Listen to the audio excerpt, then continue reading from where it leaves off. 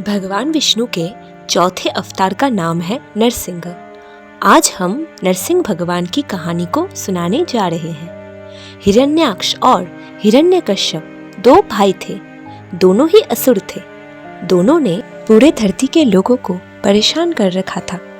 भगवान विष्णु ने बराह रूप में हिरण्याक्ष का वध करके धरती की रक्षा की थी। अपने भाई की मृत्यु से दुखी और क्रोधित होकर हिरण्यकश्यप प्रतिशोध लेने का संकल्प करता है। बरसों तक उसने भगवान ब्रह्मा का कठोर तप किया। तपस्या से खुश होकर भगवान ब्रह्मा ने उसे वरदान मांगने को कहा। उसने ब्रह्मा जी से अमर होने का वर मांगा। भगवान ब्रह्मा ने कहा, अमरत्व के अलावा कोई भी वर मांगो। हिरण्यकश्यप ने मांगा, उसे कोई मानव मार ना सके, ना ही कोई पशु मार सके। ना रात में उसकी मौत हो, ना दिन में उसकी मृत्यु हो। उसे कोई घर के अंदर मार ना सके, ना ही घर के बाहर मार सके। ना धरती पर, ना ही आकाश में कोई उसे मार सके।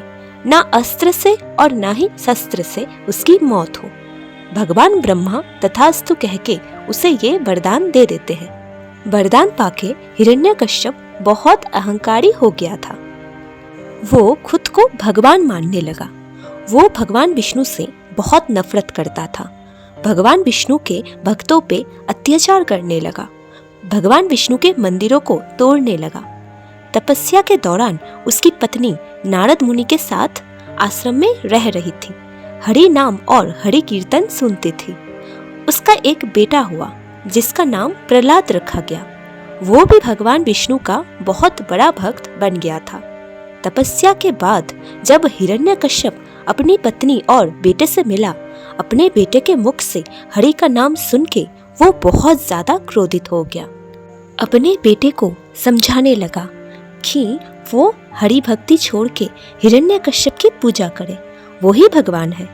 पर उसका बेटा हरि को ही अपना भगवान मानता था, इसलिए वो हरि भक्ति नहीं छोड़ा। उसके पिता ने उसे मृत्यु का भय दिखाया, फिर भी वो नहीं डरा, हरि का ही नाम लेने लगा। पिता विवश होके अपने बेटे प्रहलाद को मृत्यु दंड देने का आदेश अपने सैनिकों से देता है। सैनिकों ने प्रहलाद को मारने की बहुत कोशिश की। उनके सभी प्रयास असफल हो जाते थे। सैनिकों ने प्रहलाद को विषैले सांपों के पास रख दिया। भक्त प्रहलाद सिर्फ हरि का ही नाम लेता था। सांप उसे कुछ नहीं करता। जब उसे ऊंचे पर्वत से गिराया गया, भगवान विष्णु की आशीर्वाद से उसे कुछ नहीं हुआ। उसे खाने में विष मिला के पिलाया गया, फिर भी उस पर कोई असर नहीं हुआ। सब प्रयास विफल होता देख हिरण्यकश्यप अपनी बहन होलिका को बुलाता है। होलिका को वरदान था कि उसे अग्नि जला नहीं सकती, लेकिन वो उस वरदान को सिर्फ अच्छे कामों के लिए ही इस्तेमाल कर सकती है। हिरण्यकश्यप होलिका से कहता है, प्रहलाद को गोदी में लेके चिता में बैठ जाओ।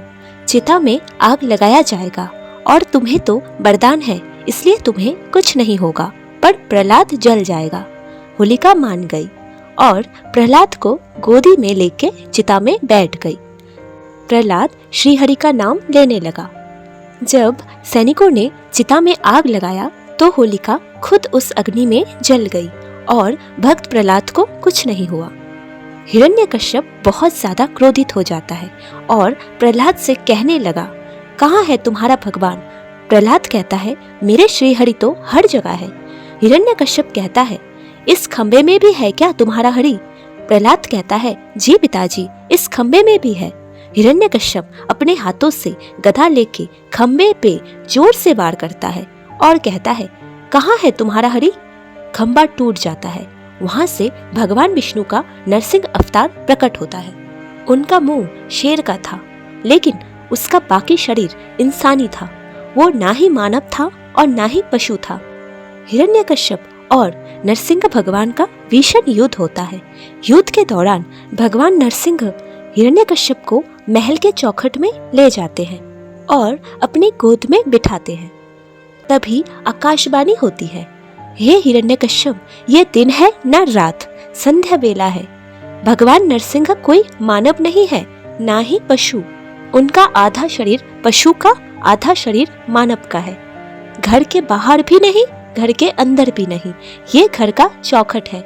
ना आकाश पे ना धरती पे भगवान अपनी गोद में तुम्हें रखा है।